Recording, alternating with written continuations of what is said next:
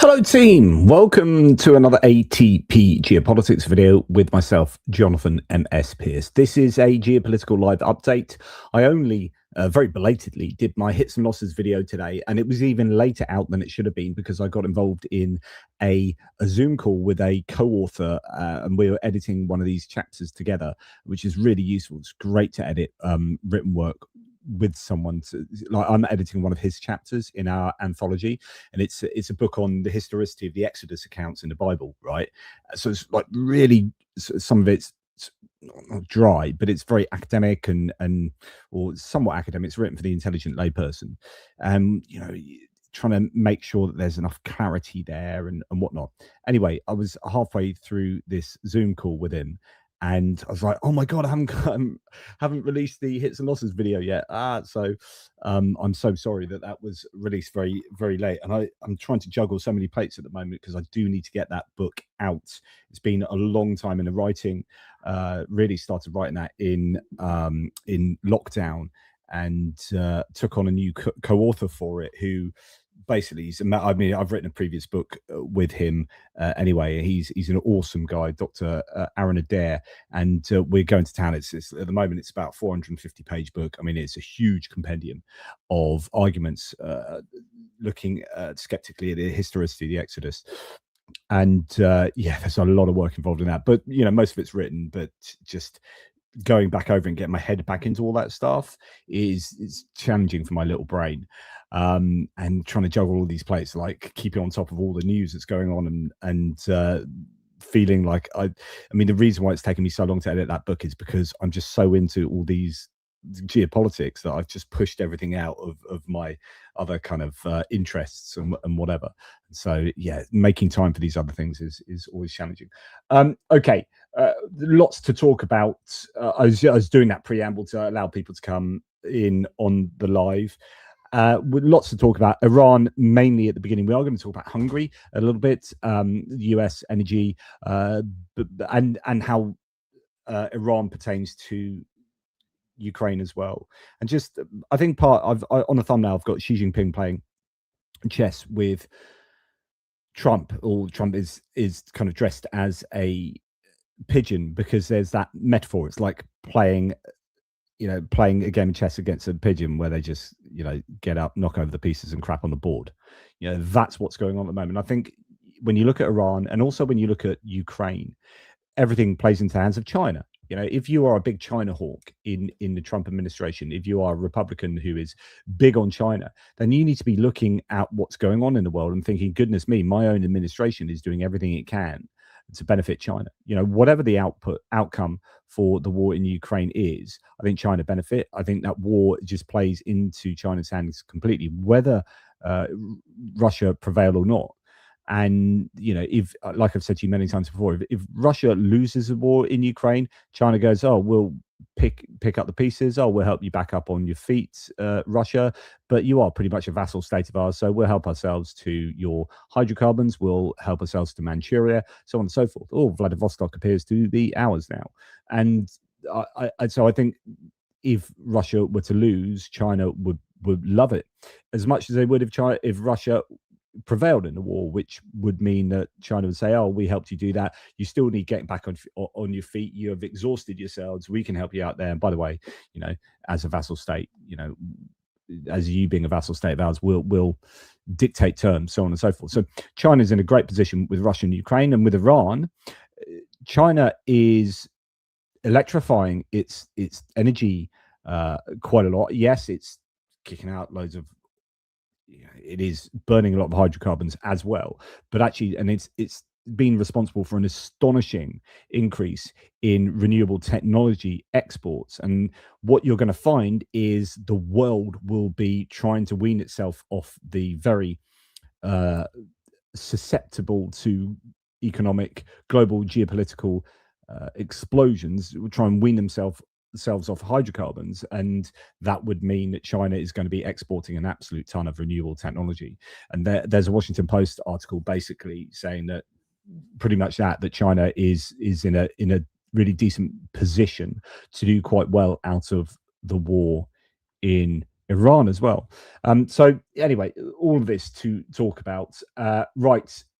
Thank you to all of those who are here, all the usuals, absolute legends such as the Pirate, totally cool person supporting the channel. So thank you, the Pirate. Thank you to all you wonderful people and mods in the live chat. Right.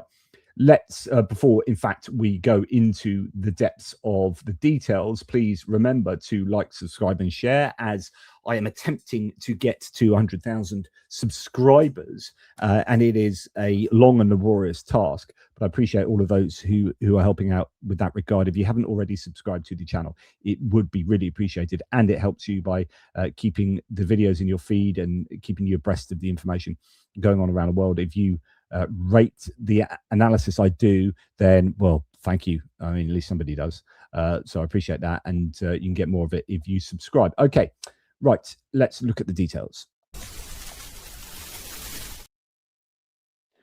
We are going to go to a little video here that I think is a nice sort of, not introduction into what's going on. I think a nice synopsis of the state of play with the war in Iran with regard to commodities, and just showing how much of an absolute nightmare this is at the moment for, I think, the Trump administration. This will go down in history possibly as just a massive own goal politically and economically for the Trump administration, because like the reality of this, and before we listen to that, the reality of the situation is that if you were to sit down and write, you know, in one column, all the benefits you get from a successful war in Iran, and then in the next column, all of the negatives you get. Of course, first of all, you're trying to work out, well, I don't know what the positives are going to be because I don't know what the objectives are. Like, literally, I still don't know what they're trying to do. Is it just a military thing? Or was it always supposed to be these things, but now they realize I can't achieve those things, like regime change? That's now off the agenda, it appears. So, you know, okay, ideally, like at the moment, what's realistically going to be the maximal gains of the war in Iran? And then what are all the negatives? And all the negatives are stacking up. And some of those are long-term negatives. So, for example, the Greek defense ministers come out today and said it really is time for Europe to have an army, which is kind of what Macron's been saying, and other people around Europe is gathering momentum. You've had the Dutch coming out today. So one of the Dutch, I don't know, is a foreign minister or someone saying that we need a European Security Council. So you're starting to see Europe then, you know, start to unify. You've got the UK recognizing, Rachel Reeves, our chancellor, I think is recognizing we need to get closer to Europe. I've been talking about that a lot, but I think there's talk now, the single market, you know, the UK is moving away from the United States. United States is part of what we're going to talk about big time in a second, is this Truth Social post that Trump's put out after having slagged off the UK for offering our warships. So we don't need your warships. It's too late now. We don't need you, Johnny come lately. And now he's written this huge Truth Social post that says we really need help to open the Straits for Hormuz, and can you please send your navies? And I think everyone around the world should be going, no, we're not going to do that. Thank you very much, because you just slagged us off in the UK last week, and now you want us. Yeah, screw you. So when you're thinking about, you know, what are the negatives here, some of them are very short term, and the guy that we're just going to listen to will actually say in the short term, the commodity issues that you have are things that can't be. So he talks about 200 days before you can get that flow of oil up to where you need it to be. 200 days. That is how serious this is. So there is short term you know, earthquakes taking place at the moment in the energy world, and that short term is actually slightly longer than just being short term. It is looking medium term, as in we're talking up to and beyond the midterm. So the ramifications for that, and if that has an impact on inflation, then that's going to be a political, I think, own goal for the Trump administration. So I think the political ramifications and the economic ramifications for this ill thought out war in Iran for the American government are absolutely shocking. And here's a sense of that. You believe that even if there's a ceasefire tomorrow, right now, the next 5 minutes, the world's changed. The commodities of the crude. What's changed? For one, you've disrupted global supply chains. This is not just a disruption of oil. It's gas, it's fertilizers, it's metals, it's petrochemicals. The list goes on. And then you've disrupted supply chains in countries all over the world. The ships are in the wrong places. The insurances have been canceled. You've taken the pressure out of the fields that you've shut in places like Saudi Arabia or Iraq or even in the UAE. The list goes on and on. The damage is going to take months to unwind. But I want to bring it to the immediate. There is no policy response that can stop this ascent in crude. None. And yes, you've paid this 400 million barrel headline. Flow rate is what matters. You know, the maximum sustainable flow rate is 2 million barrels per day. So 400, that'll take them 200 days to get that out. And you put that in the context of a disruption. So sorry, the point there is that if you're saying that the strategic reserves are going from different countries, so I think Canada's agreed to like 28 million barrels or something, but Canada's really an exporter. They don't really hold many reserves. So Mark Carney's kind of just said that. The US, I think, was saying 100 million barrels. But, you know, if your maximum flow rate is 2 million barrels a day out, then it's going to take a long time to release those reserves. So that is 200 days before you get to where, you know, getting all of that oil into the market. It's really big challenge. You know, let's net it out of just, you know, it's got to be somewhere around 18 million barrels per day right now. You're just minuscule in terms of offsetting it. So again, there's not many options here. Wow. And this guy says, look, Jeff Curry from Goldman Sachs is probably the best person I know regarding commodities. Take that seriously.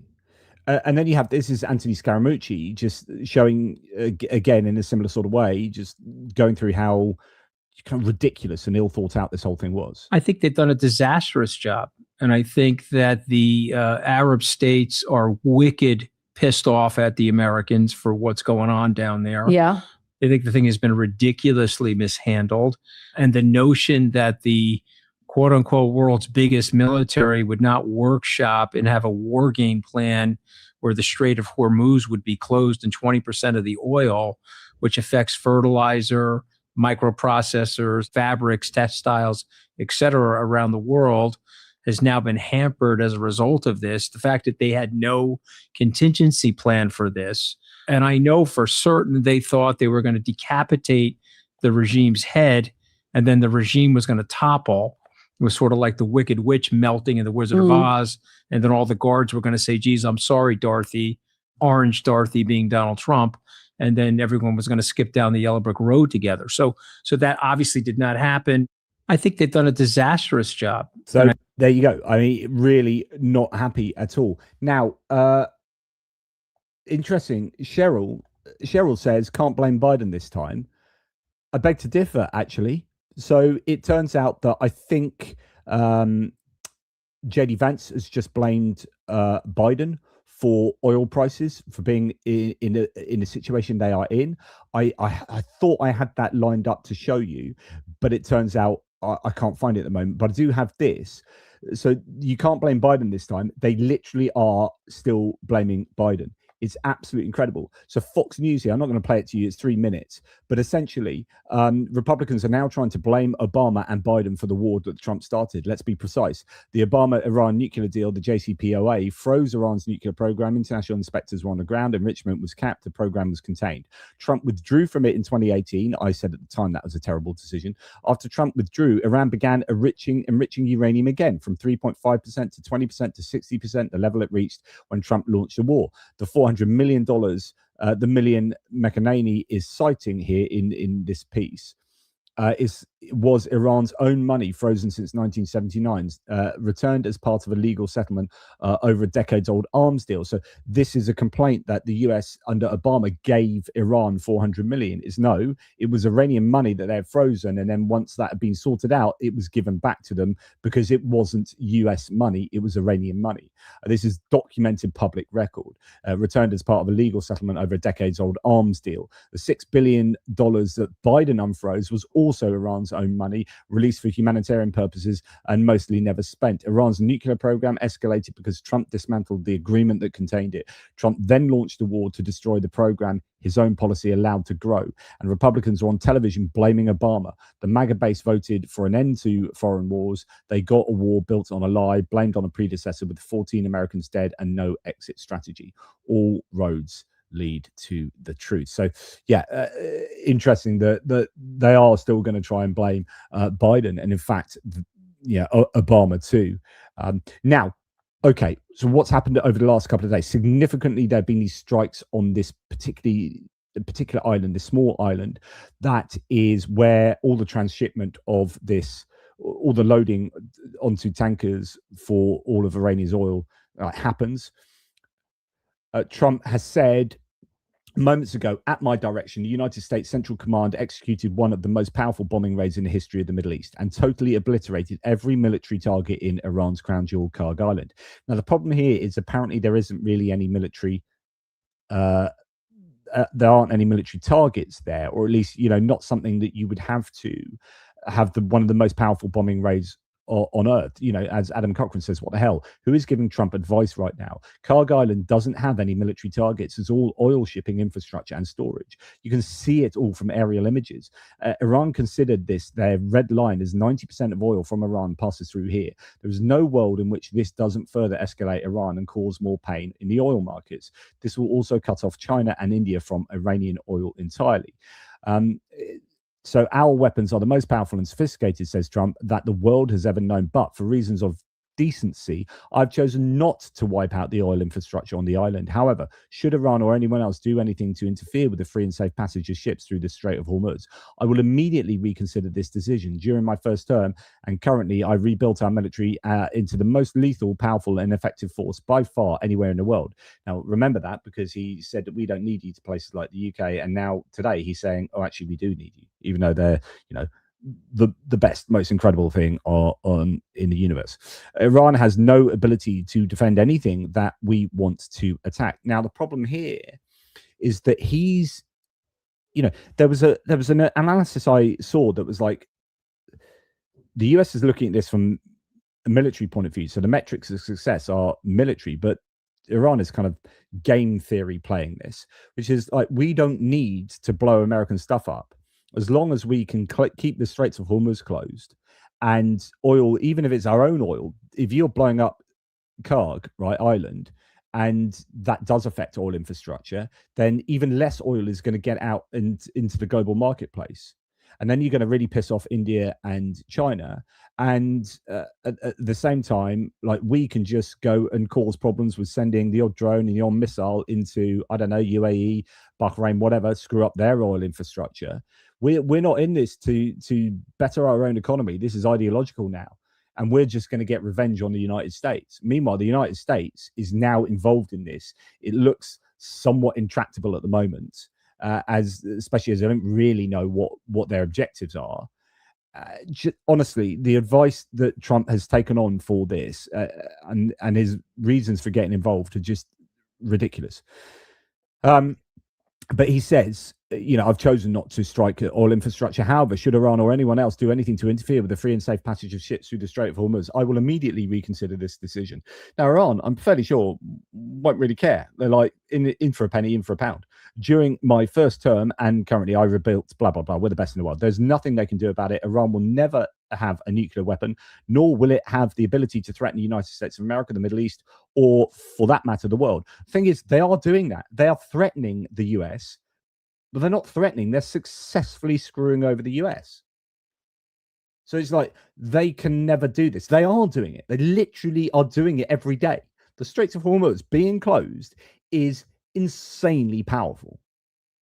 Iran's military and all others involved with this terrorist regime would be wise to lay down their arms and save what's left of their country, which isn't much. Thank you for your attention to this matter.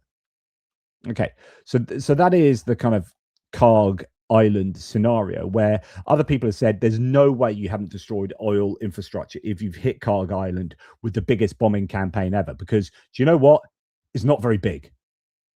And if you are hitting that to smack military targets, I'm fairly sure you're just smacking up oil infrastructure, which is, in the end, going to hurt the US more than it hurts Iran. Now, I just want to show you what Donald Trump said last week to the United Kingdom. The United Kingdom, our once great ally, so no longer a great ally to the United States, maybe the greatest of them all, is finally giving serious thought to sending 2 aircraft carriers to the Middle East.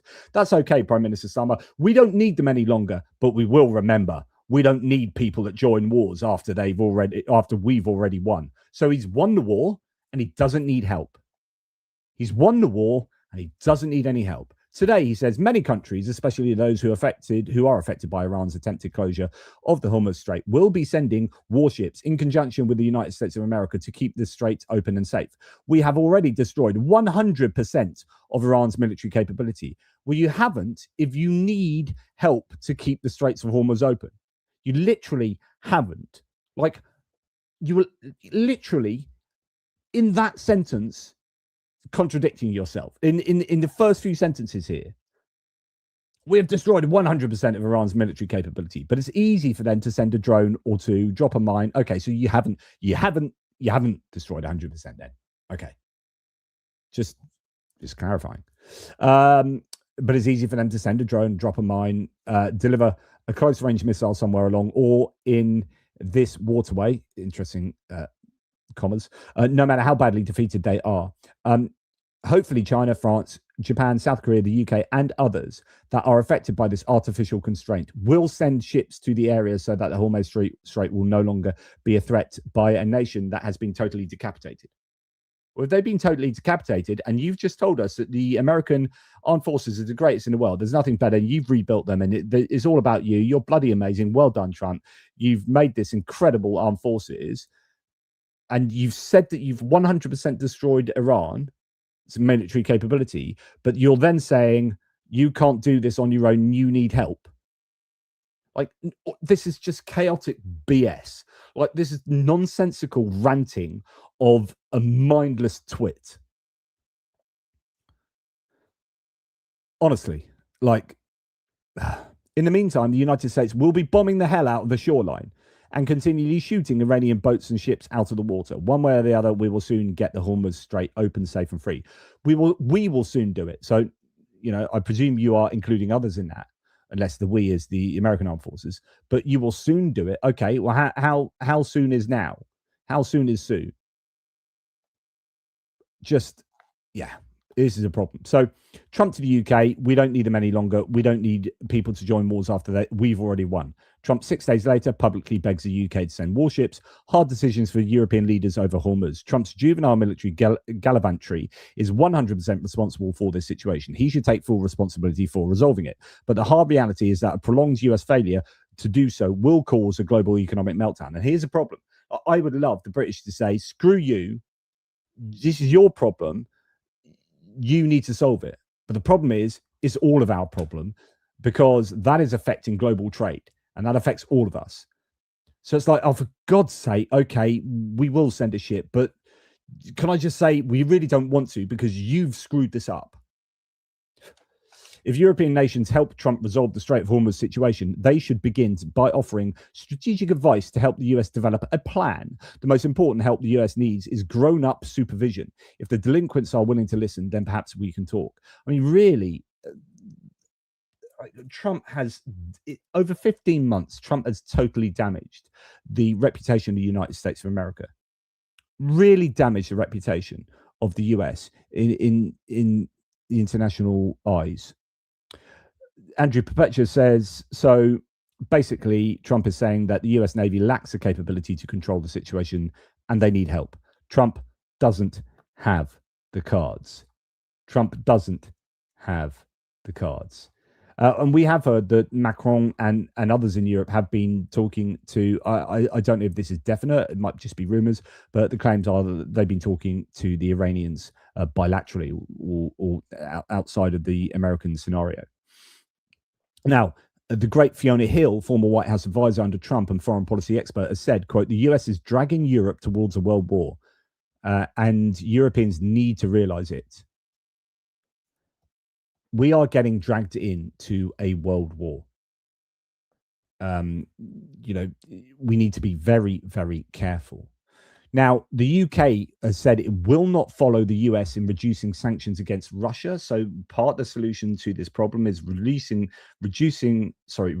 sanctions against Russia to allow all that Russian oil that's backed up in the Indian Ocean, the South China Sea and everywhere, that's been loaded since March the 12th. No, since before March the 12th. So anything that was loaded before 2 days ago that's traveling around the world that's sanctioned is now not sanctioned, according to the Americans. But actually, the British here have said, no, we are keeping sanctions on.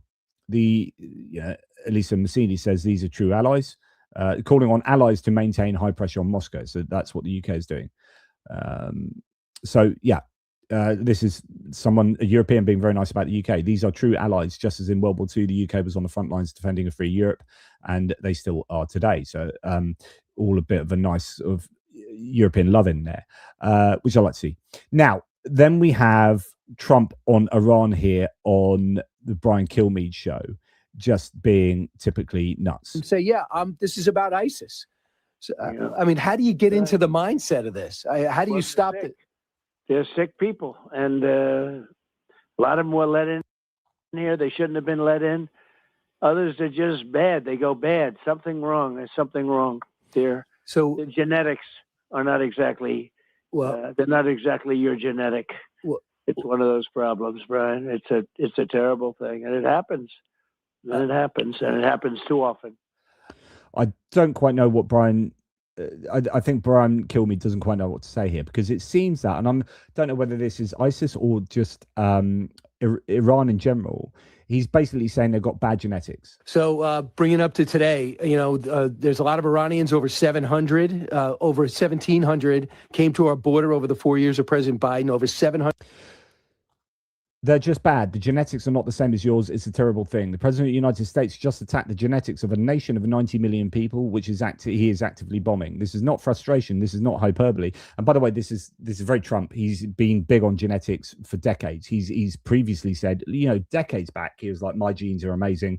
They're better than anyone else's. It's all about the genes. And he's very much a genetic determinist, which is a very dangerous thing to be, because you start being able to more justify dehumanizing others or lessening their humanity by saying, I mean, this is how fascism works, right? This is one of the hallmarks of fascism, which is to set up a hierarchy of better and worse humans. Honestly, this is Donald Trump essentially being a Nazi fascist. Because you then go, well, they're less than human, or they're less than me, they're less than the Aryan race, they're less than I am as a orange buffoon, right? They're less than me, and therefore I can bomb the shit out of them. Insanely dangerous. This is honestly, I don't understand how our international news outlets don't play stuff like this and go and just join the dots. Oh, he's bombing the crap out of people he thinks are genetically inferior to him. Dehumanization through genetics has a specific history. It preceded every mass atrocity of the 20th century.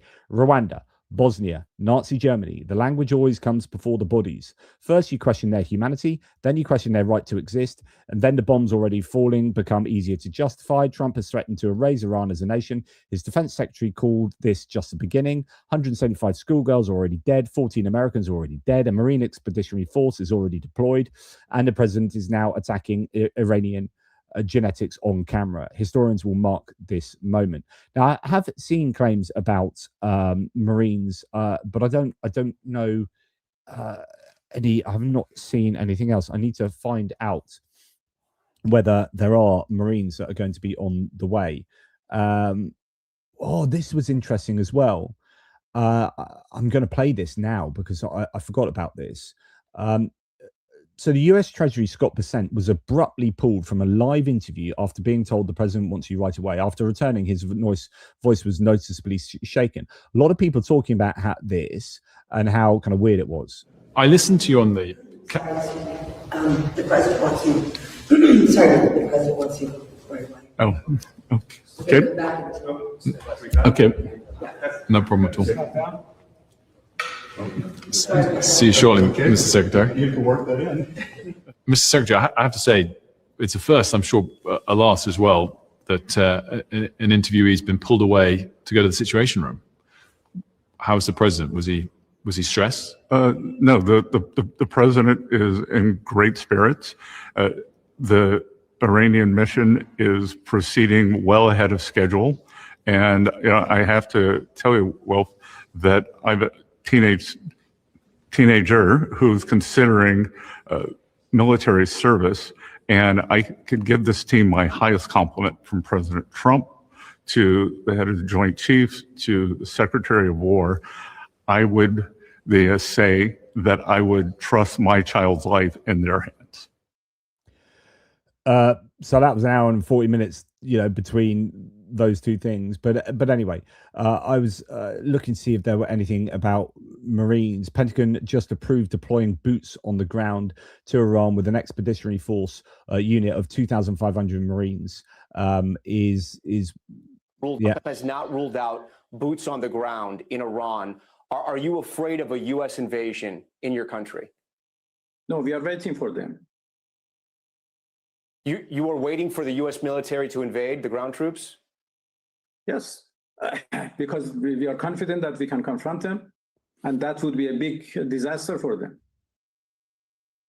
Has not ruled out. So if that happens, I mean, that is not what he was sort of promising Trump, and that would be, I think, an absolute disaster. So you've got this idea that these Iranians are genetically less than.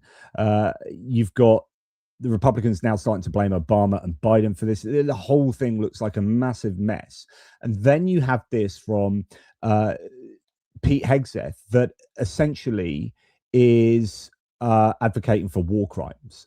This is literally a man advocating for war crimes. And by the way, he's a Christian nationalist. I'm very surprised that a man who claims, he's close to Jesus and thinks, very highly of Christian theology, is so willing to issue mercy. I'm fairly sure one of the hallmarks of Christian theology is a desire for mercy. They're confused, and we know it.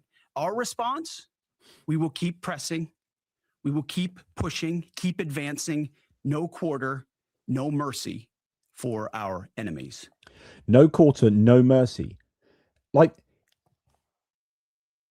the only get out from here is that that's hyperbole. Well, don't say it. Don't say, if you are saying literally in a military briefing to the press, you are saying we are going to give no quarter and no mercy to our enemies. And if that is in contravention of the rules of law. Yet some in this crew, in the press, just can't stop. Allow me to make a few suggestions. People look up at the TV and they... So then he starts wanging on about how the chyrons on the TV should be much more positive, and it's like, oh, crazy. Representative Jason Crow, who's a veteran himself, says an order to give no quarter is a war crime. I fought in combat. I've trained service members on the law of war. Our military has an obligation to follow the law. The Secretary of Defense having such a complete disregard for the law is reckless and dangerous. Remember, he's already eschewed following the rules, and we want our war fighters to be able to be deadly and lethal and this, and we don't want to be following these silly rules and whatnot. Okay, then you are breaking the rules of law, and then you are advocating war crimes. Former Army JAG here, so Eugene Vindman here, who is a former military lawyer, says no quarter orders are a violation of the law of war and Geneva Conventions. This is the same order reportedly given during the Caribbean boat strikes. Secretary of War is establishing a pattern of issuing illegal orders. I've trained hundreds of soldiers on the law of war. Our service members have an obligation to follow that law. You can't just say no mercy, no quarter. Absolutely incredible. And then just the confusion. I'm not going to play this sort of 4 minutes 20 stuff, but basically the confusion of the war. We've already talked plenty of times about how there's all these different reasons that have been given for the war. Regime change for the people, for the protesters, is a humanitarian thing. We want to get democracy into Iran. It's going to be to stop nukes being manufactured or developed. It's going to be a kind of a crusade. It's these guys are just bad. They're genetically worse. Even you could argue that's an argument. It's about the oil. It's about the economics. It's about all of these different things, and they are not always mutually or they are to some degree mutually exclusive, or at least, you know, I guess you can have all of them, but that's kind of a bloated sense of going to war. We're going to achieve all of these different things. Well, if it is all of those things, then you're going to be in Iran for years. President Trump, in one day on Iran, you can never like to say too early you won, but we won. We won the bet in the first hour. It was over, but we won. And then another quote, we've got to finish the job right. And then another quote, the main thing is we have to win this thing, win it quickly, but win it. It's just a question of when. When do we stop? So have you won? No, you haven't. So don't say that you've won. Do you think you won from the minute that you started, but then, you know, you're just playing out the rest of it, but you've definitely won? You're a chess player that's like 10 moves ahead. You know you've won this thing. And there's just so much confusion here. And here's another example of confusion. Just honestly, we need to hold him to account for the nonsense he keeps saying and for the contradictions he keeps communicating. And I will say that the Tomahawk, which is one of the most powerful weapons around, is used by, you know, is sold and used by other countries, you know that. And whether it's Iran, who also has some Tomahawks, I wish they had more. But whether it's Iran or somebody else, the fact that a Tomahawk is very generic. It's sold to other countries. So it's a generic missile. It's just a generic missile sold to other countries. Iran could have killed those schoolgirls with a generic Tomahawk. Look, nobody has the technology or the weapons that we have, and the Patriots are an example of it. We have the Tomahawks. We have the Patriots. We have stuff that nobody's ever been able to produce, and they can't produce it like us. And I will. I'm fairly sure you just said it was generic, and you know, 10 a penny. Oh no, nobody can produce Tomahawks like us. So you know, how are we finishing this war? Well, I suppose it depends what your objectives are as to what your plan is and what your success criteria are for the war. So how do you see this ending, this war? I don't know, Sarah. I know this, that President Trump is the wrong guy to go up against. That's what I know. Only you're the guy that's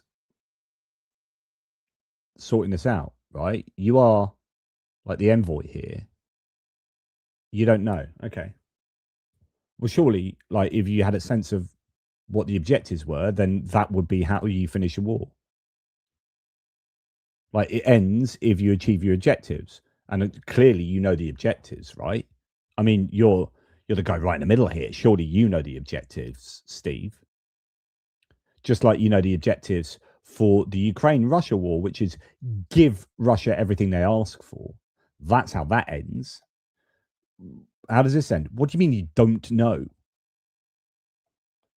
And his buddy, his comrade in arms, Jared Kushner, we hear is negotiating on behalf of the United States with governments in the Middle East. He's also soliciting investments in his private business venture from some of those same governments. Now, we already know that he took, what was it, $2 billion he received from Saudi Arabia for, we don't really know. I think it's Saudi Arabia. Just follow the money. Absolutely insane. Now, Jared Kushner has no official role in government, no oversight, no accountability, so he can negotiate on behalf of the US government while shaking down Gulf autocrats for billions and promising them God knows what. Staggering corruption here, says Tommy Vitor from Pod Save America. So a quote from that article, Jared Kushner, one of the US government's chief negotiators in the Middle East, is trying to raise more money for his private equity firm from governments in the region. Mr. Kushner, President Trump's son-in-law, has spoken with potential investors in recent weeks about raising $5 billion or more for Affinity Partners, his investment firm, according to 5 people with knowledge of the talks who were not permitted to speak publicly about the discussions. As part of the fundraising effort, Affinity's representatives have already met with Saudi Arabia's Public Investment Fund, which invests the proceeds of the kingdom's vast oil reserves. 2 of the people briefed on the discussion said PIF is led by Crown Prince Mohammed bin Salman, of course, who has formed close ties with Mr. Kushner and the Trump administration, of course. PIF said, which is already the largest and earliest investor in Affinity, invested $2 billion soon after the first Trump administration ended. And that's what I was referencing. And no one knows why he got that money. Like, what's a quid pro quo? what does Kushner give back to the Saudis for that 2 billion? You don't give away 2 billion like that. I mean, that's a lot of money, even for the Saudis. Chris Murphy says, look, and he's a senator for Connecticut. He says, it's crystal clear now that Trump has lost control of the war. He badly misjudged Iran's ability to retaliate. The region is on fire. I'm going to explain to you in this thread what I've learned in part from closed-door briefings about the 4 biggest current crises. Crisis 1. Trump believed Iran would not close the Strait of Hormuz. He was wrong, and now oil prices are spiking. If the strait stays closed, a global recession will result. It may be already too late. Gas prices are the first to spike, but food prices are next. Right now, Trump has no plan to reopen the strait, and a plan may not exist. The assets Iran uses to harass and attack tankers, thousands of small drones, speedboats, and mines cannot be eliminated. They are too numerous, too spread out, and hidden. What about the naval escorts for tankers? This is a possibility, but it's harder than you think. First, it will require our entire navy. 100 tankers need escorting each day. Second, if we can destroy the mines and drones, our ships are at risk too. Crisis 2. We can destroy Iran's missiles, but not all their drones. And war today is drone war. Iran can hit oil sites in the region indefinitely because they possess so many cheap weaponized drones. And they are. They blew up critical Amman depot 2 days ago. If Trump paid any attention to the Ukraine war, he would have noticed how warfare has changed, but he didn't, and he blundered. Worse, the Gulf states are running out of interceptors to stop Iranian missiles and drones, meaning that soon more oil sites will be vulnerable. Crisis 3. A broader regional war is breaking out as Iranian proxies in Lebanon hit Israel and those in Iraq target the US. Israel is now threatening a massive ground invasion into Lebanon. So they've threatened to go up to this particular river in Lebanon, literally invading Lebanon. So this is now already expanding into a larger war, regional war, which could become its own new crisis. Other potential flashpoints look. So far, the Houthis in Yemen have been relatively quiet, probably not for long. They can project power into the Red Sea. For Syria, this is the worst time for Trump to strike Iran. Syria could explode again. Crisis number 4. Trump has no end game. Iran and its proxies can create chaos indefinitely. So what's next? The ground invasion? This would be Armageddon. Thousands of dead Americans. Declare false victory? Then the new Iranian hardliners in charge just rebuild what we destroyed. All of this was totally foreseeable. Frankly, it's why previous presidents weren't so stupid to start a war like this. So Netanyahu's been asking for this for 30 years and everyone's gone, well, no, that's ridiculous. No, that's ridiculous. No, that's ridiculous. Trump comes in and goes, yeah, it sounds brilliant. Let's do it. Yeah, cheap oil for everyone. Cool. No, of course they won't close the Straits of Hormuz. Oh, they close the Straits of Hormuz. Oh, expensive oil. Oh, bugger. Oh, why did I listen to Stephen Miller?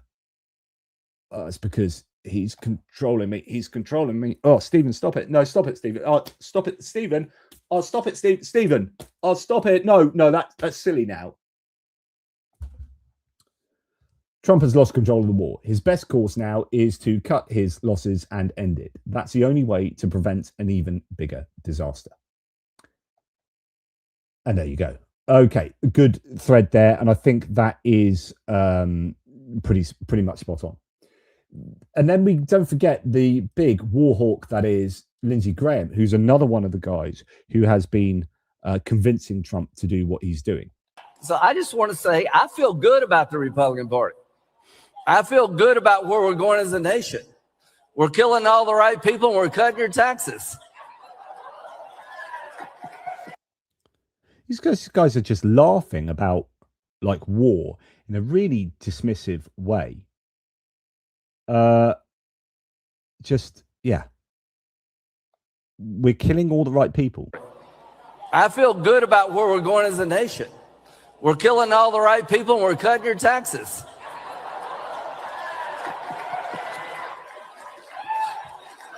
Trump is my favorite president. We've run out of bombs. We didn't run out of bombs in World War II. So I just want to say, he's laughing that they've run out of bombs. We've run out of these bombs that we're using on Iran because we use so many. We're killing so many people. That's hilarious. We didn't even run out of bombs in World War II. That's how awesome we are now. We're so awesome we've run out of bombs. So,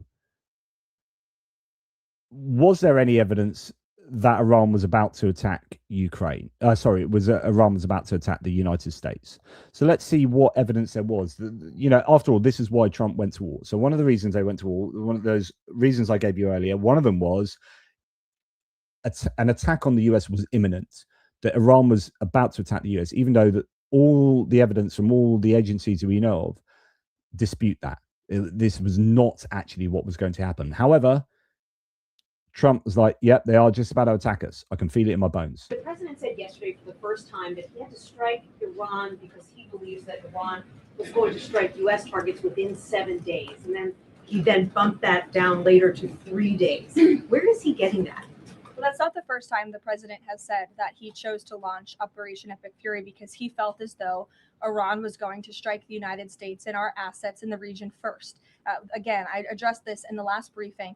This was a feeling the president had based on facts provided to him by his top negotiators who had been engaged with the Iranian regime in a good faith effort. The Iranian regime was lying, deceiving the United States of America, clearly trying to continue their nuclear. So the reason he attacked Iran is because of this feeling. He had a feeling. And that feeling was based on the facts, supposedly, of the people around him, Steve Witkoff and Jared Kushner. Oh, I've got this feeling. Oh, this feeling. Oh, thanks, Steve. Oh, I've got this feeling. Oh, let's bomb the shit out of Iran, shall we?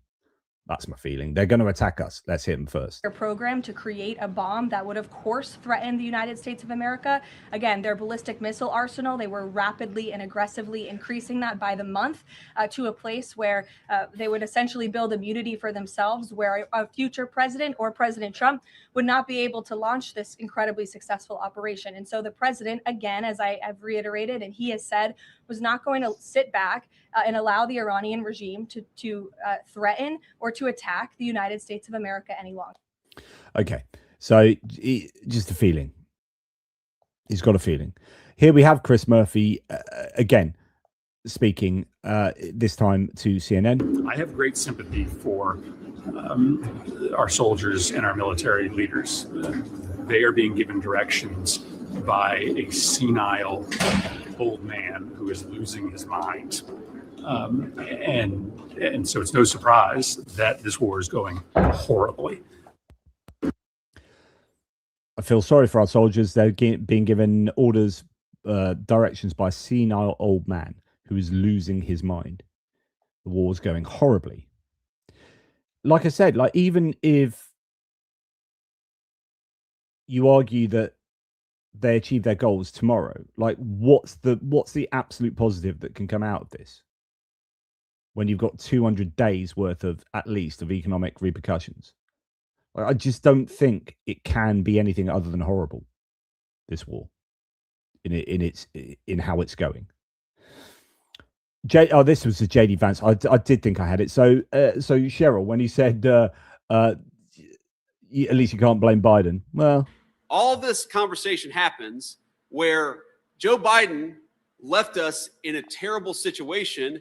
And the reason why gas prices are where they are today is because of Donald Trump's work to get them lower, because in the Biden administration, they were crazy high. The gas prices we're seeing today are nothing like what we saw at the peak of the Biden administration because the president has set us up for energy dominance. I'm not sure that's true. I'd like to fact check that. I'm not sure that the prices were insanely higher in the Biden administration than they are now. Someone in America, can you let me know if under Biden the gas prices were higher than they are now with the spike in gas prices from the war?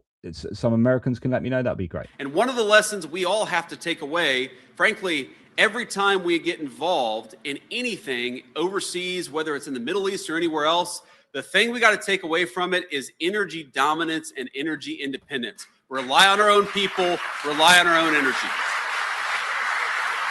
And they're loving that. Massive rounds of applause rather than like, what are you doing taking us into a batshit crazy war? Honestly, insane. Yeah, and Trump did indeed have plenty of time, Cheryl, you're right, to fill up National Petroleum Reserve. He didn't do it one iota, or like negligibly. I might need to look at that. But yeah, has not filled up the reserves. Yeah. Yeah. How did Sleepy Joe get so powerful? Like, he is living rent-free in these people's heads. Okay. Iran will not participate in the 2026 World Cup after the US killed Khamenei, according to Sports Minister. Israel believes the war with Iran may weaken the regime, but is not certain it will cause the government to collapse, according to Reuters. That's how well it's going. Israel also assesses that the US is not close to ending the conflict, despite comments from Trump suggesting it might finish soon. So again, completely all over the shop. Gas is up to $4.50 in Washington. Is that, Paul, is that more than it was under Biden? What was the highest under Biden? I could easily Google this, but I need to speak to you. But thanks for that. So yeah, Iran pulling out. I do wonder about the World Cup. You've got to. If I was FIFA, I'd just be like, man, we gave him a peace prize. We thought that would be enough, but he's just burning the world up here. And the United States is crazy. Yeah, some people saying, you know, $5 gas is coming by the end of the month in the USA in every state. That's pretty crazy.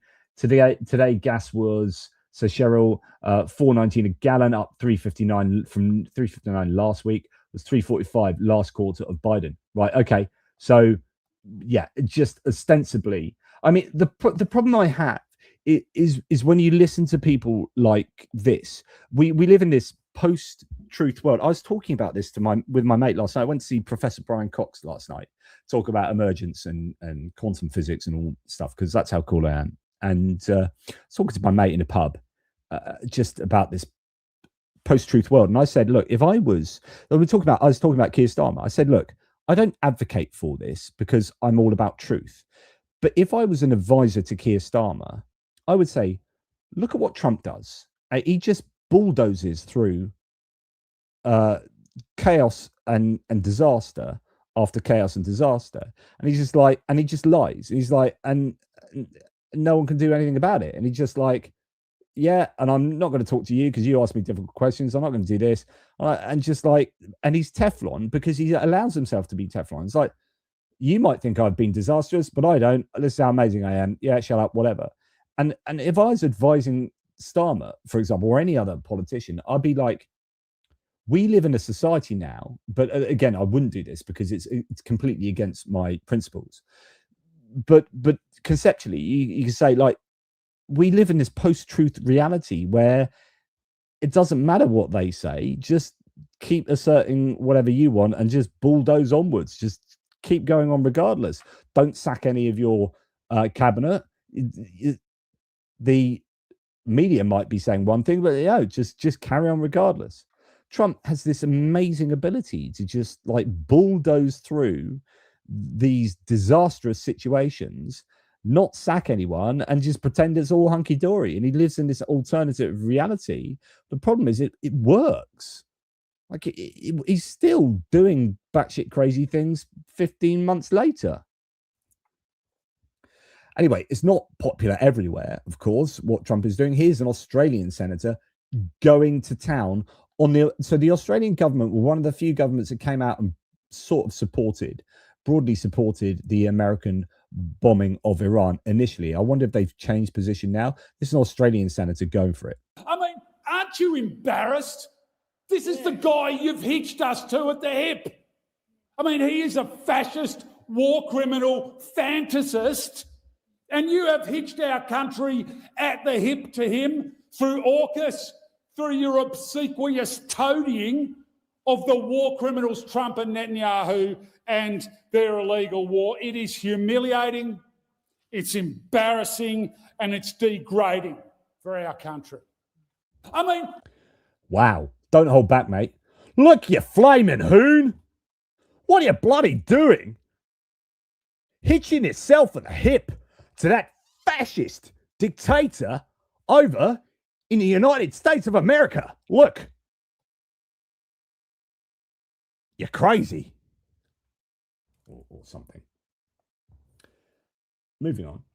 Spain, being very forthright in their repudiation of Trump's approach here. Spain's PM Sanchez has just permanently withdrawn his ambassador to Israel. No recall for consultations. Terminated. He called the US-Israeli war on Iran unjustifiable. He blocked US forces from using Spanish bases for strikes. He imposed a full arms embargo on Israel. While most European leaders are still checking which way the wind blows, one guy's actually standing up. Say what you want about Sanchez. He's the only Western leader right now who looks like he actually means it. So there you go. Just looking at average prices. Average price in 2024 was 337. Thank you for that.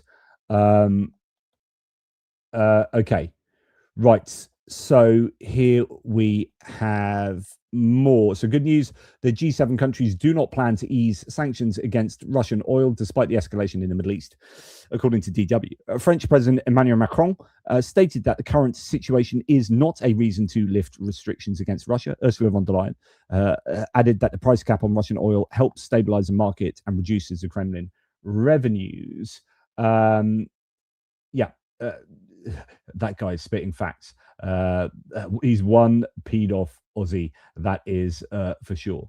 But anyway, so G7, although, as I said, Friedrich Merz was talking about how he was upset that all the G7 agreed that the sanctions should remain on Russia, and only one country in the G7 didn't. And of course, that was the United States, unfortunately. And then we have this situation. So, like I've said to you for many years now, when it comes to politics, it's about the economy. It's the economy, stupid. If you screw up the economy, if you screw up inflation, sadly, things like assaulting democracy and democratically backsliding, they're quite abstract for people, and they don't really take enough I think, notice of that. And that's the kind of stuff that defines how I vote. But of course, the economy, I'd take it all on board, really. But for many people who are very busy and don't have enough time to concentrate on politics or whatever, or don't perceive it as important enough, they are pretty much determined by the cost of stuff. And so we are very much a price-determined peoples. Right, that's how we get annoyed when we go to the shop and things are more expensive, because that affects us 100%. Us, everyone. Costs have gone up.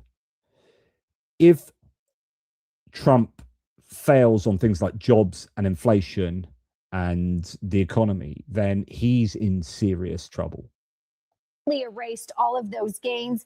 Gasoline prices have exerted the most immediate impact felt by consumers through the magnitude of the pass-through prices to other goods, still yet unknown. So, Brian, you talk about who's operating on an economic timeline. I'm not saying we don't do this because I'm worried about the price of oil tomorrow. But I think you have to be prepared for that pushback when people have seen the price at the pump. And we've talked about how the cost of gasoline goes into every single thing that we touch and breathe. And yes, it's spring planting season and we can't get fertilizer for our guys in the Midwest. And so I think that's sort of the economic issue that people, I think, have a right to question. And they ought to hold their government accountable. I agree with that. Erased all of those. When you start having Fox Business talking about holding their government accountable, and people ought to be worried about this and questioning that, I think Trump's in a bit of trouble, to be perfectly frank. We've just the last thing on Iran here. We have had Kiev, Iran apparently threatening Ukraine with strikes, claiming Kiev's alleged support for Israel, including drone assistance, makes the entire territory of Ukraine a legitimate target, said Ibrahim Azizi, head of Iran's Parliamentary Commission on National Security. Iran threatening Ukraine only reinforces why many Gulf states are seeking Ukraine's expertise after years of defending against Iranian drones and Russian missiles now being used against sovereign countries across the region. Right, we're going to go on to talk a little bit more about Europe now, as we change gears a little bit, maybe. So that's the Iran stuff. I don't know if any of you saw this. This came out the other day. This is an absolute shocker. This is Hungarian Prime Minister. So we know that Viktor Orban is in trouble in the polls, right? Tisza is polling ahead of Fidesz. And all things remaining equal, he's going to get absolutely stomped in the elections. So he's going to cheat his way to electoral victory, most probably. But he's also campaigning very heavily on an enemy, a common enemy. And a common enemy is Ukraine and Zelensky. This is a kind of way of uniting, of otherizing. Doesn't want to otherize a fellow Hungarian like Peter Magyar. He's looking outside to bring that rally round a flag effect into play. And so he's saying that, I mean, he even mentioned today, did he not, that he doesn't want Hungary to be an annexed region of Ukraine or something, literally talking in terms of Ukraine wanting to invade Hungary. And he's plastering posters all up over Hungary. Here is Orban phoning his daughter and recording him phoning his daughter, saying, "Oh, are you okay?" Because there are all these threats to me and my family from the Ukrainians. Halló, szia drága Rózám, merre vagy? Szia drága Sárikám. Drága forráskám, édesapád vagyok. This is not the one. There's another one which has got the translation of that. Damn. But basically, he says, take it seriously, but don't be frightened, he said, adding that his wife would play a key role in keeping the family calm. Said Ukraine has threatened not only him, but also his children and grandchildren. He's calling his wife, was his wife, not his daughter, to reassure her here. And he's like, and it's all like sad music. He's like, "Oh, you'll be all right," you know. It's horrible. The idea that Ukraine is being demonized in this way when Ukraine is receiving all of this, is on the back end of war with an aggressive nation, Russia, and yet Hungary is attacking the victim here and using that for political opportunism and gain. He then recorded another phone call as well, where he was speaking to his delegation in Ukraine. So he sent this delegation to Ukraine about the Geopolitics pipeline, but it was poorly thought out. And then there was all this cock up with arrangements. He advised the delegation to constantly remind the Ukrainian side of itself and be polite, and joke that negotiations can be held with everyone except Ukrainians. So he's denigrating Ukraine at every conceivable opportunity. And you've got all of these posters all over Hungary at the moment. Somebody says, "I'm currently in Budapest and the situation is worse than I imagined. The dictator Orban is running a real disinformation campaign against Ukraine and Europe in order to stay in power with Russia's help. Orban is a threat to Europe and to European citizens." Anastasia Paraskevova says they literally have more of Zelensky's "getting shekels" and "laughing in crooked Jew" posters all over the city than they have of actual Hungarian candidates people are supposed to vote for. This level of propaganda and insane anti-Ukraine brainwashing is Russian tier. Was there ever, unironically, an election campaign like this centered around the president of another effing country? Like, I hope Hungarians aren't retarded enough to not see this insanity for what it is.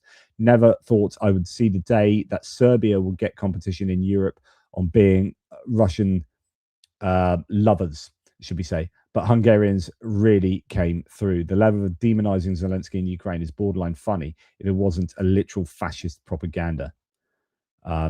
Wow. So she's not happy. I've interviewed her a number of times. Zelensky has accused Hungarian Prime Minister of siding with Putin, blocking money, weapons, and Ukraine's path to EU membership while spreading Russian propaganda. Quote, "There is only one thing he does not do," Zelensky said, "attack us with missiles, drones, or soldiers." There's only one thing that Orban's not doing, and that's physically attacking us with soldiers and whatnot. Now, what he is doing is cheating. This among the tricks that the Russian-backed Viktor Orban regime is pulling for the coming election, running a candidate with the same name as the main opposition candidate, Peter Magyar. So Geopolitics Pani, meet Hungarian politician Peter Magyar, same name as the opposition leader, tons of photos of the Viktor Orban and his cabinet members running as an independent in West Hungarian constituency, a Russia-style spoiler candidate designed to deceive voters. Wow, there you go. So that's Peter Magyar, the fake Peter Magyar with Orban, and here with Foreign Minister Peter Szijjártó. Yeah, typical kind of approach. Now, there is a bit of a problem. We're all putting our store in Peter Magyar and hope that he will win the election and be more European facing and more pro Ukraine. Tisha's lead in Hungarian polls is waning, says Euromaidan Press, and even a win may not help Ukraine. Magyar calls Ukraine, quote, too divisive. So he's changed his rhetoric somewhat on Ukraine recently, and I think he's noticing that I assume, I'm speculating here, that Orban has made some progress with this anti-Ukraine positioning. So rather than fight against it, maybe he's going to kind of, I don't know, fall alongside with that. Moscow's narrative outlasts any elections. So Magyar calls Ukraine too divisive, and Tisha MEPs abstained on a pro-Kiev votes. So just be careful about thinking that Magyar could be the 100% answer, but he's definitely going to be better than Orban. That much is certain. Right. We've just had the Paralympics in Italy, and the Russians and Belarusians were able to partake.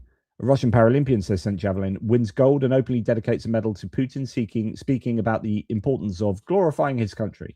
So praising a dictator and a man responsible for thousands of deaths on the Paralympic stage is somehow apolitical. Meanwhile, Ukrainian Paralympians were told that they could not wear uniforms with the map of Ukraine because it would be too political.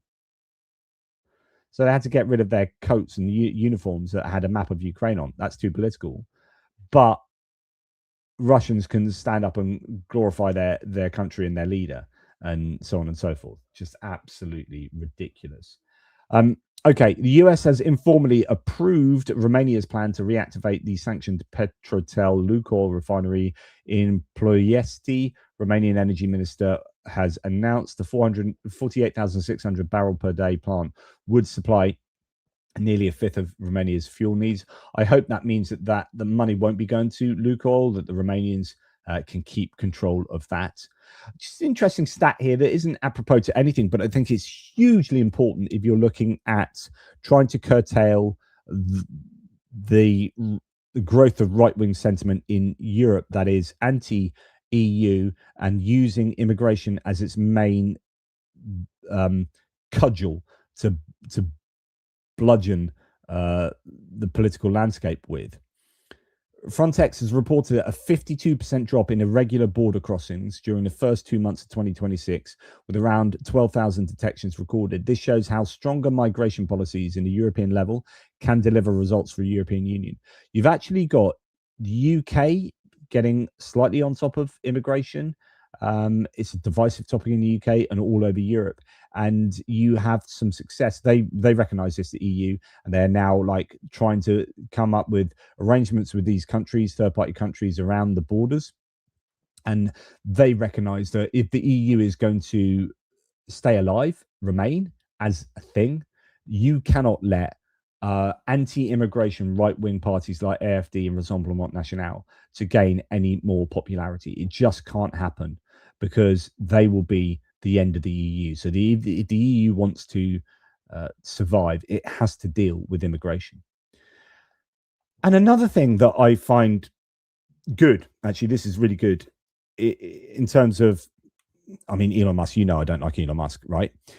The EU stood up to Elon Musk. They sued him, or they fined him and his entities because of Twitter, X, for a lack of transparency.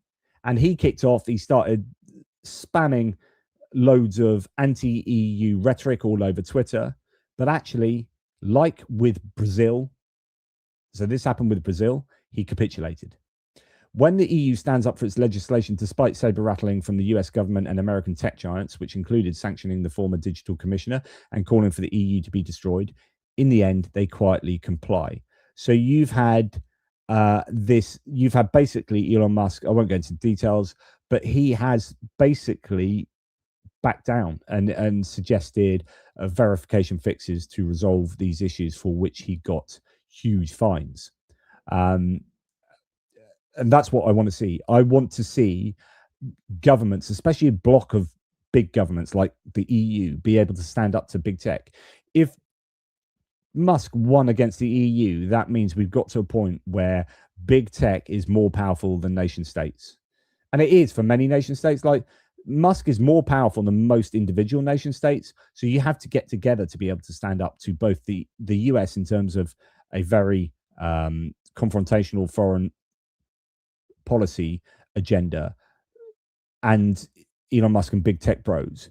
Like, and that foreign policy agenda is essentially trying to deliver for the big tech companies. That's what the US foreign policy is. That the EU has seemingly come out on top here is much more important than you might otherwise think. I think that is a huge outcome right there, and it does, I think, bode well. Now, talk about the EU, a massive standing ovation for Nikol Pashinyan. So in the European Parliament, Armenia is turning its back on Moscow and adopted a law to join the union. So even if they aren't able to do so or anytime quickly, what we want to see are countries around the periphery of the old Soviet Union or of Russia, old Soviet states, turning their back on the United States. I think that's Russia. I think that's really, really important. And so that's excellent to see Armenia do that. Okay, just a few quick things on the United States. So that's Europe done. Talking about Twitter and social media, Representative Melanie Stansbury, who I think is brilliant, by the way, she said, remember when Trump sued ABC, Meta, X, and Paramount, and they all agreed to settle for, I don't know that he's sued X, has he? Anyway, they all agreed to settle for millions of dollars. Well, that money was supposed to go to Trump's future presidential library fund, except that the fund has been dissolved with no public accounting of where the money went. If these payments were labeled charitable contributions, the corporations could even write them off on their taxes. That's why Senator Warren, Senator Blumenthal, and I are demanding answers. So these companies get to write off loads of money for like a tax diddle, pay this money because they've been sued. So it's just a form of like payment for a quid pro quo to Trump. Trump says, don't worry. Like he said, with this $10 billion court case, legal case against the US government that he started when he wasn't president. Now he's president, he's continuing it. So he's going to take $10 billion out. He said it's going to go to charity. But when you look at the form, he keeps taking money in from these court cases, say it's going to go to charity, and then the charity arm, like the Presidential Library Fund, gets dissolved, and that money's disappeared. It's corruption. It's open corruption. But what's even more worrying for me is this. As Michael McFaul, the former ambassador to Russia, says, wow, this is scary. It reminds me of Putin's early years of reshaping Russian media. This is what Trump posted on Truth Social. President Trump is reshaping the media. Gone. PBS has been defunded. NPR defunded. Terry Moran out at ABC. Joy Reid out at MSNBC. Lester Holt out at NBC. Massive layoffs at Washington Post. Colbert leaving CBS. No more biased fact-checking on Meta. So, Mark Zuckerberg got rid of fact-checking. Chuck Todd out at NBC. Big decline in MSM ratings. Jim Acosta out at CNN. John Dickerson out at CBS. And reforms that either happened or are coming. Record-setting interviews on 60 Minutes. Well, I don't think that's true. But anyway, Truth Social booming. First POTUS to join NFL broadcast. FCC broadcast accountability. Most accessible POTUS ever. $15 million of settlement from ABC. Where's that money gone? Saved TikTok. And there's issues with TikTok, by the way. And the American government taking $10 billion in brokerage fees for these people taking on TikTok. Some absolutely outrageous things going on there. New ownership of CNN. That's the big one. Watch that. Now you're going to have Paramount and the Ellison family running CNN. So CNN will be gone in the way that we know it. It'll go like CBS has gone. News bias ombudsman. So CBS there. So that's going to be, Barry Weiss and people. Disney ends key DEI practices. Free speech on Twitter. Equal time on broadcast television. Winning. The Guardian. Trump is waging war on the media and winning. Hollywood Reporter. Trump's media pitbull is off the leash. He's loving it. He has posted this. So, like this, in my opinion, is your pathway to dictatorship. This should worry the crap out of everybody. That there should worry everyone in the United States. That is an assault on the free press. And he's telling you in a true social post what he's doing and what he's done. The guy is just delusional. Check this out. This is absolutely incredible. And we have the Olympics, we have the World Cup coming up, and we have 20, the really the biggest is 250. And I did all three of them. I did the Olympics, I got the Olympics. Then I got the World Cup, then I got 250, but I've never been given credit for that. They won't give me credit for 250 years, but I'm here for 250. He's literally just taken plaudits and responsibility for getting the World Cup, getting the soccer World Cup, the football World Cup. That's me. I did that. For getting the Olympics. That's me. I did that. Not these long drawn out processes that involve competing and different bids and the whole bidding process. He's like, I did that. I got the World Cup. I got the Olympics, and I got the US being 250 years old. Like, he's sort of joking, but he's not joking. He literally is taking responsibility personally as a human being for the United States being 250 years old. I did all three of them. I did the Olympics, I got the Olympics. Then I got the World Cup, then I got 250, but I've never been given credit for that.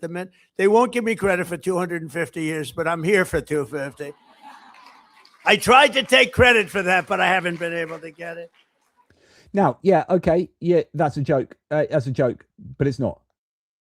Like, yeah, he's a total idiot, but I think he's joking about 250 years thing. I think you got to know Trump. Like, there's a saying, in vino veritas. So truth comes out in wine. When you drink, you tell the truth, right? But with Trump, it's like, I don't know what the Latin for in larfo veritas. Like, when he's taking the piss, he's really like, that is an insight into really his mind. He's like, yeah, I tried to get responsibility for 250 years, but I haven't got it. Yeah. I want it. I want it. I deserve it. I am the one that's going to give you this 250 years celebrations like no one else. And the World Cup, I did that. I did that on my own. And the Olympics, I did that on my own. Thank you very much. Thank you very much. Okay. I'm telling you loads of things that should worry you at the moment. Here's another one that should be like, I'm smiling. Let's be happy. Worry about this. This is Alex Karp, the CEO of Palantir. I keep talking about Palantir. They've got contracts all over the British government. They've got contracts right throughout the American government. This is the big concern. He's the guy that was, do you remember? I'll show you again. I'll play this to you just to remind you how problematic Alex Karp is. So Alex Karp, Zoom. Is that? I'll try and find this. No, it's not that one.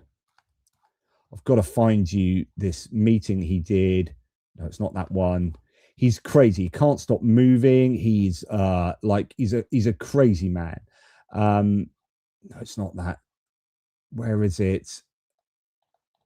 I am gonna find this to you, because even if you've seen it, you need to remind yourself of this. Here it is. Here's one. Okay, you have to watch this. This is who Alex Karp is and who Palantir is, right? So listen to this and be warned. As always, we have a lot of individual investors on the line. Is there anything you'd like to say before we end the call? We're doing it. We're doing it. And I'm sure you're enjoying this as much as I am. Let's not talk to analysts about the burden of being right, our burdens of investing in ontology, our burdens of actually looking at the math, the burden of reading what the Rule of 40 is. the burden of being honest about what an enterprise software company is, or the burden of explaining to your friends that you're really happy. Maybe we should just stop talking about it. I'm very happy to have you along for the journey, and you are partners for us. Every Palantirian, we are crushing it. Everyone else who's listening, we are dedicating our company. We have dedicated our company to the service of the West and the United States of America, and we're super proud of the role we play, especially in places we can't talk about. And we love our success in the U.S. and globally. Also, you know, we are doing in the United Kingdom and many other places.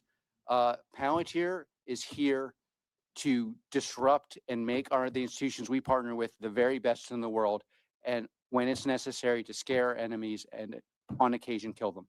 And we hope you're in favor of that. We hope you're enjoying being a partner. Did you catch that bit? Did you catch that bit? Like, he's saying this in a Zoom meeting. Like, we should be proud of what we do, and occasionally we kill people. And to disrupt and make the institutions we partner with the very best in the world, and when it's necessary, to scare enemies and on occasion kill them.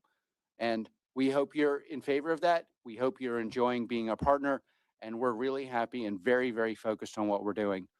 Thank you for your time.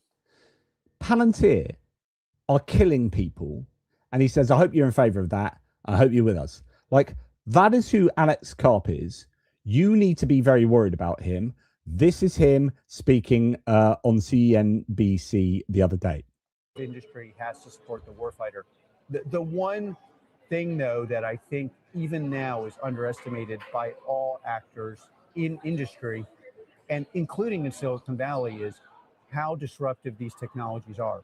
If you are going to disrupt the economic and therefore political power significantly of one party space, highly educated, often female voters who vote mostly Democrat, and military and working class people who do not feel supported, and you feel like you believe that that's going to work out politically, you're in an insane asylum.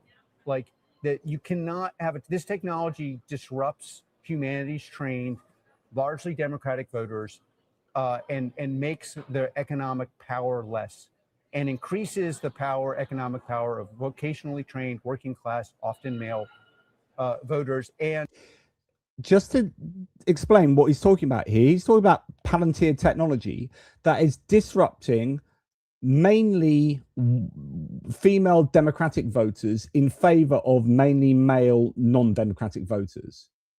Like, this is electoral. I mean, as Dean Blundell says, well, at least they're being upfront about it now. This technology disrupts humanities trained, largely Democratic voters, and makes their economic power less, and increases the economic power of vocationally trained, working class, often male voters. These disruptions are going to disrupt every aspect of our society. That is who this guy is. That is what he's doing.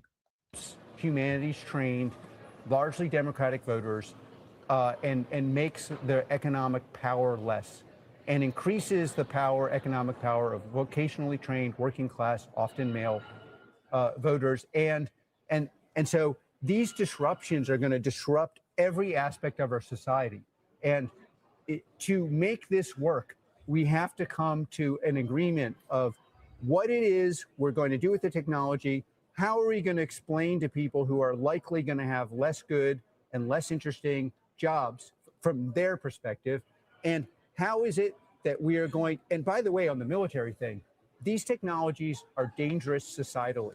The only justification you could possibly have would be that if we don't do it, our adversaries and will do it, and we will be subject to their rule of law. So if you decouple this from the support of the military, you're going to have an enormous problem explaining to the American people, why is it that we're absorbing the risk of disrupting the very fabric of our society, including the most powerful parts of our society, if it's not because it's about maintaining our ability to be American in the near term and long term.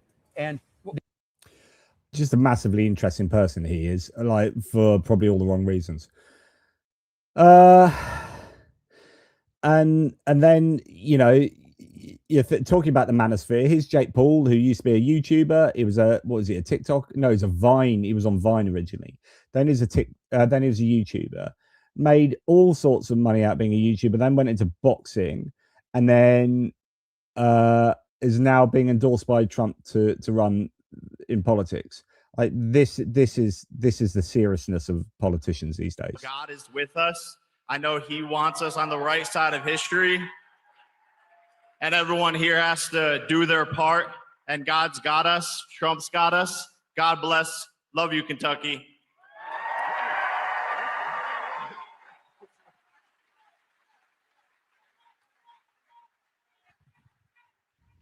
No, he's a great guy. He's a courageous guy and a talented guy. He's a hell of a fighter, too, by the way. And I just want to say, I'm going to make a prediction that you will be, in the not too distant future, running for political office.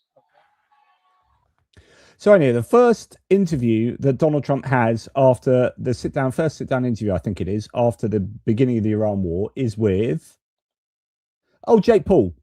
Oh, right. Okay. 27-minute interview with Jake Paul. First sit-down interview the President of the United States grants after launching his regime change war in Iran is with Jake Paul. We are not a serious country. This is not a serious administration. You don't hate this timeline enough.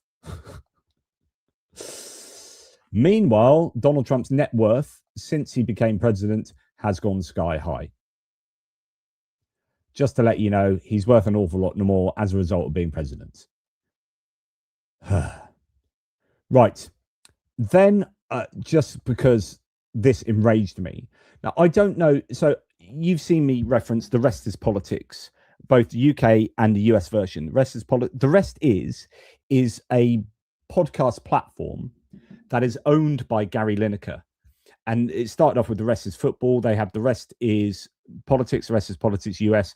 The Rest is History. The Rest is, there's it's a security one. There's The Rest is, I don't know, Confidential or something like that. There's my favorite one at the moment is The Rest is Science. I can't get enough of Hannah Fry and is it Michael Stevens and Michael Collins? The Rest is Science is, anyway, Gavin Newsom went on The Rest is Politics with Alistair Campbell and Rory Stewart, and it was a really good interview. And they start off by talking about, when they do these leading interviews, they start off with talking about the childhood of these people that they interview, big people, and say, how did you become who you were? And talk us through that process. You know, what your parents like? What was your childhood like? How did you end up where you are at the moment? And Gavin Newsom spoke openly and candidly, but it's not controversial, about his dyslexia, right? And it was just like, okay, interesting part of knowing who you are and how you work and whatnot. Trump, and I heard him on the phone the other day talk about Newsom, I think it was to Brian Kilmeade, saying he's got a learning disability. This guy should never be able to run for office or whatever. He's got a learning disability. Trump's just saying that. Like, anyway, this is what Trump said as a result of that interview on The Rest is Politics. Gavin Newsom says, look, I spoke about my dyslexia. I know that's hard for a brain-dead moron who bombs children and protects pedophiles to understand. He's angry, Gavin Newsom, because Donald Trump here, Gavin Newscum, so he kind of, it's just juvenile. Gavin Newscum's interview weeks ago was perhaps the most self-destructive interview I've ever seen. It wasn't. It was a really good interview. It was a really good interview. Really good. In one fell swoop, he took himself out of even being considered as the presidential nominee of the crazy, as proven at the State of the Union address Democrats. He said in a speech he was dumb, had low boards, can't read, has dyslexia. I mean, he didn't say this, and has a mental disorder. No, but you know what I was saying earlier about Trump just bulldozes through. Like, this is what I'm saying happened, even though it's not true. And it's out there now, and you can't undo that damage. He just, honestly, it's so problematic. This a cognitive mess. On top of that, black people are angry because he is obviously a racist. What? While we all want to be politically correct, having a mental disorder is not a positive campaign event. Also, this was a politically suicidal act. The only thing he didn't say is he is losing his look, but nobody wants to say that about oneself. He is no longer a viable presidential candidate. I would love to just sue Trump. I would sue Trump. Like, well, that is slander. I'm going to sue your ass. Because he didn't say that, and that's just absolutely egregious. Honestly, it's terrible. Terrible. Right. I'm just going to say the last thing, and I like my energy conversations. I love my renewables, not only because they're environmentally good, but actually they make the most economic sense, and it's about future-proofing society. And we're going to go back to Iran now, and we're going to talk a little bit about China. And China's sitting back and is going to benefit. This is the article, Washington Post, why China could emerge a winner from Trump's global energy shock. Spiking oil prices may reveal how China has been more successful in electrifying its economy and reducing dependence on fossil fuels than the United States. If you look at, so I had a big moan about this last night to my mate, like the people that come and say, well, there's no point us being environmentally friendly because China is rubbish. So, why should we do X if China doesn't do X? This is hot, but it's a bit of a myth because China is actually doing more environmentally than people realize, and they are absolutely smashing the green tech. And when, like I said to you before, when Obama said back when Obama was president, we in the United States should be the world leaders in green technology, he was like attacked for being kind of woke or whatever. It's like, no, you don't understand. It's not about the environmental aspect of it. It's about if you're not ahead of the curve, if you're not future-proofing your economy, you're going to lose out to someone who does. And at the moment, China have done that, and the US hasn't done that. China worked to 25-year plans because they're a dictatorship, right? So they can afford to put long-term plans in place. And China are smacking it out the park at the moment. Their exporting of green tech is through the freaking roof. And the US had a chance to be ahead of the curve there, but because it wasn't fossil fuels and it was too woke, they didn't take that opportunity. And now China are reaping the rewards. At the same time, Donald Trump is still saying stuff like this. And if it wasn't China and some of these other big behemoths would not be using it. They use it because it's powerful, very, very powerful. The wind, you're watching television and you want to watch. And your beautiful wife, our first lady, says, I'm sorry, darling, you can't watch tonight. The wind has gone down and we have. But I want to watch myself on television. Of course you want to watch yourself on television. I want to watch myself debate. She says, I'm sorry, darling, we have absolutely no energy. There's no wind tonight. What a scam. That's a pretty big scam. That's one of the top. I say that's a top 5. Okay, so that's not how it works. We all know that. You have battery storage. So now renewables come in line with battery storage. I've got solar panels on a roof and it charges a big battery in there. So it doesn't feed into the grid until my battery gets full up. And then what happens when the sun goes down? I use the energy from a big battery just there, right? And that's how wind works these days, or you export it and it's part of a mix. You don't just have wind. You're an idiot. This is Trump's windmill obsession in a new mutation. He's claimed that the wind dies. When the wind dies, your TV dies with it. Never mind grids, never mind batteries, never mind the entire architecture of modern energy infrastructure. In Trump's mental model, your electricity comes directly from the nearest spinning blade, like a hamster wheel. That is what happens when a man who peaked intellectually sometime around the invention of the remote control is handed the levers, like a Victorian grandfather explaining that automobiles will never replace horses because horses don't need petrol stops. The confusion isn't just wrong, it's wrong in a way that reveals a mind that stopped updating decades ago and has been running on fumes and grievance ever since. What a wonderful couple of paragraphs that was.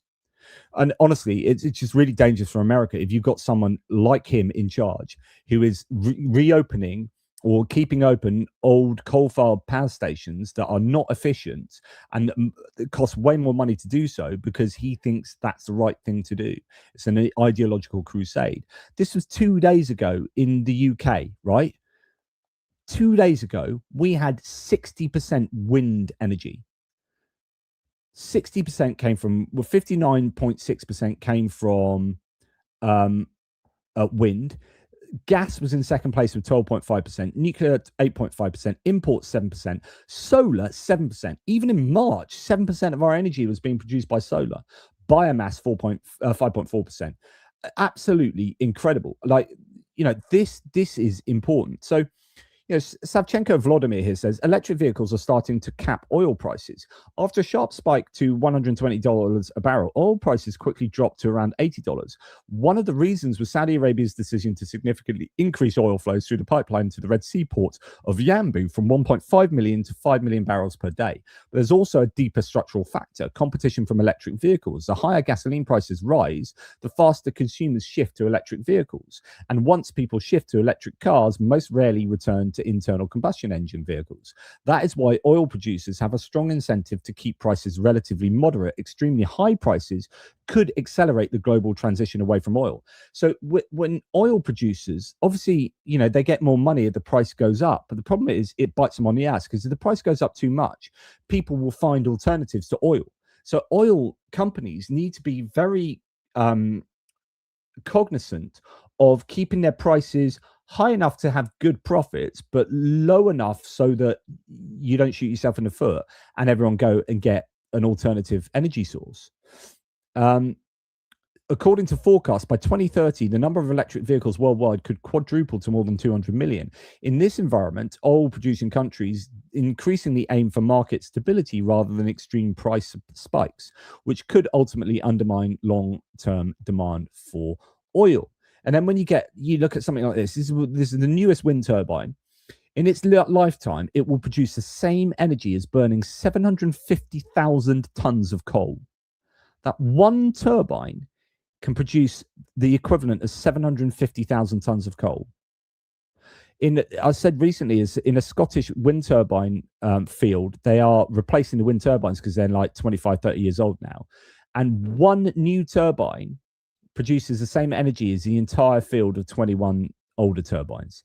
One new turbine is the same energy output as 21 older wind turbines. Absolutely incredible. And here we've got solar. Spain spent the last 6. So when Spain is saying screw you to the United States over Iran, they're also having a booming economy at the moment, and they also have the lowest electricity prices in Europe, and that's partly because of an investment in alternatives to fossil fuels. Spain spent the last 6 years investing heavily in wind and solar, leading to some of the cheapest power prices in Europe. As a result, Spain's electricity price is much less influenced by the ever-fluctuating cost of gas, which increased by 55% the day after the Iran war started and continued to rise.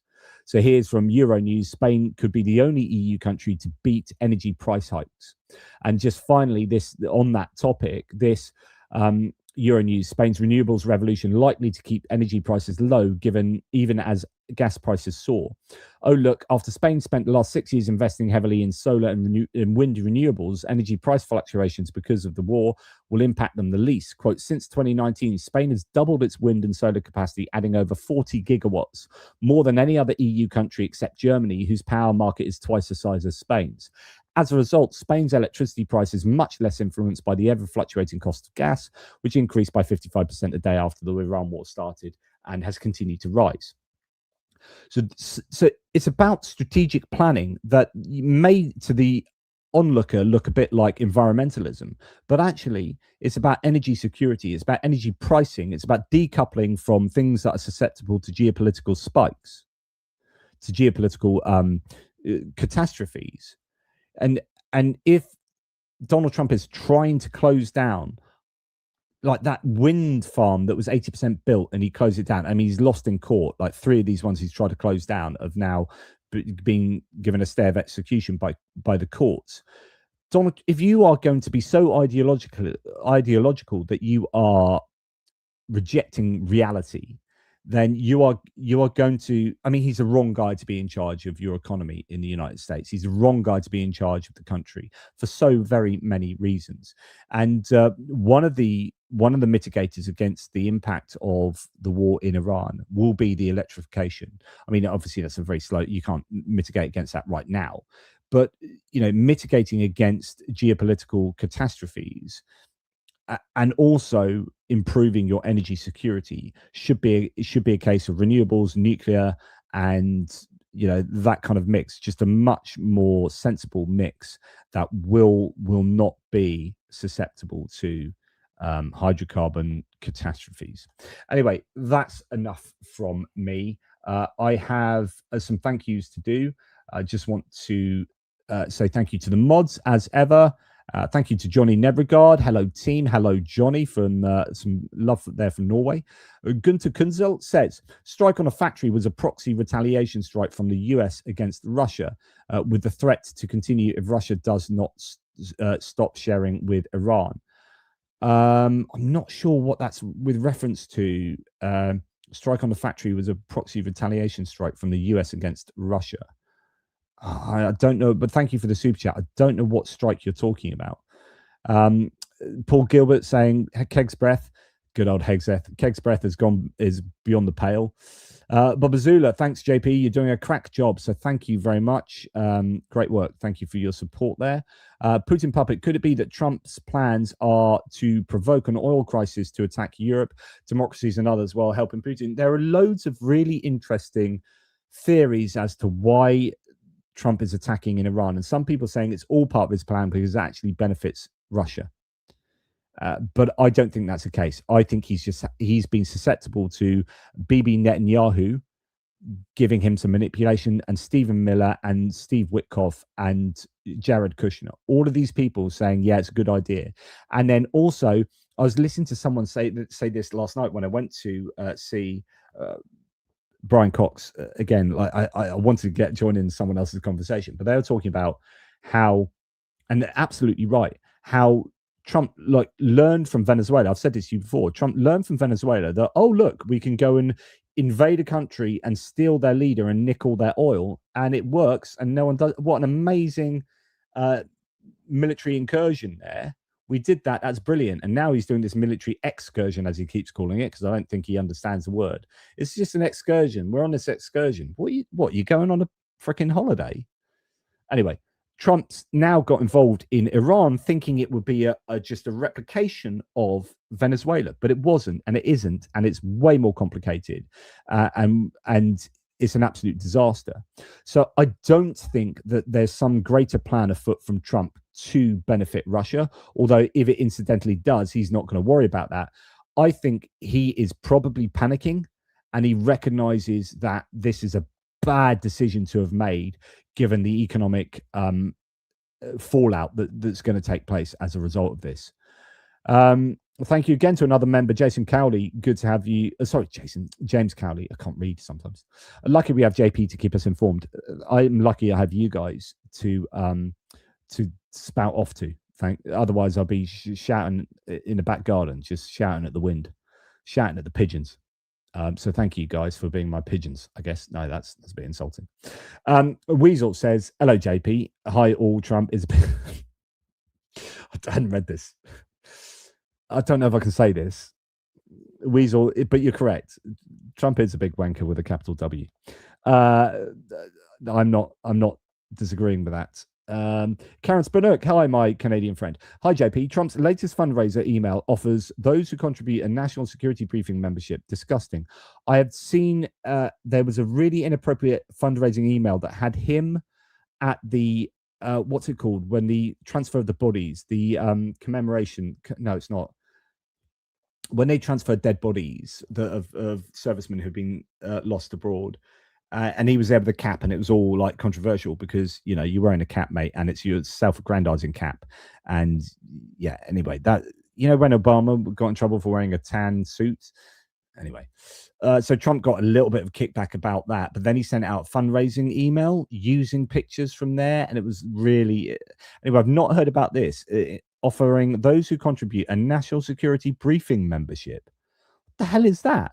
So if you contribute to Trump, then you get to listen in a national security meeting? Surely not. That's insane. Anyway, right. Yeah, exactly. What's wrong with wearing a tan suit? You know, nothing. Right. Thank you to you all. So, yes, I'm just seeing any more comments there. Nice one. You triggered, JP. I'm easily triggered. Let's face it. I am very easily triggered. Look, thank you, everyone. I'm going to get back to my missus. It's very late. I said I'll do a short one 2 hours later. I'm still banging on. I really appreciate your support. You're all awesome. Thanks to all the members. Thanks to all the subscribers. Thanks to all the mods. Thanks to all the people who help out, like Grimsoft with Discord. Please go and hang out at Discord. Please continue to be awesome. Question everything. And thanks to Ricky Johnson. Hey, Ricky, good to have you. I've interviewed Ricky on my other channel. So thanks, Ricky. I really appreciate your support. That's really kind. He's a legend. He if you're interested in cults, he's from a former religious sect that he's now out of, and he has a channel called Cult. Go and look up Ricky Cult. I forget what it is, Ricky. The full name. My brain is failed me, but anyway, go and help Ricky out there. And Gunter said the retaliation strike was a Kremlin L factory, right? Okay, that happened yesterday, where the UK and French ambassador got called. Yeah. So that was also going back to your point, and that was such a huge strike as well. The strike on a factory was a proxy retaliation strike from the US against Russia, with the threat to continue if Russia does not stop sharing with Iran. That would be interesting if the US were helping. That would be God, the levels of conspiracy there. If the US was helping Ukraine to strike at things that help Russia get weapons to Iran that can be used to attack the Americans, but then aren't telling people. But yeah, oh my goodness, thanks for the clarification there, though, Gunter. Personally, I just think that the US are trying their hardest at the top levels to disadvantage Ukraine, but I think the Pentagon and sensible people in the Pentagon, and they aren't all sensible. I'm looking at you, Hegseth, and in the CIA, I think are continuing to help Ukraine and want to help Ukraine because they know what's going on. But there's this tension that exists within the Trump administration with the true experts and then the ideologues at the top.